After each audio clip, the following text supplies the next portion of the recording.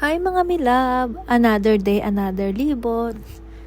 Sometimes, hindi naman yung paggastos eh.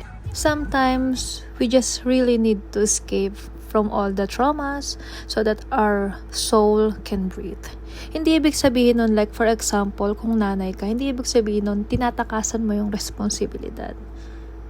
It's just sometimes the noise of life can be just too much. If you need to escape, love yourself enough to know when you need a real time out. Kahit nanay na tayo, or kahit sino ka pa, ang bawat isa sa atin ay kailangan ng breathing moment, kumbaga. Hindi naman ibig sabihin nun kailangan mong gumastos ng mahal sa restaurant, or pumunta sa napakalayong lugar, or mag-book ng ticket na napakamahal. Sometimes, just to have the privilege to walk alone at magmuni-muni is napakalaking bagay na sa ating mga nanay. Kaya mga mi, love you all!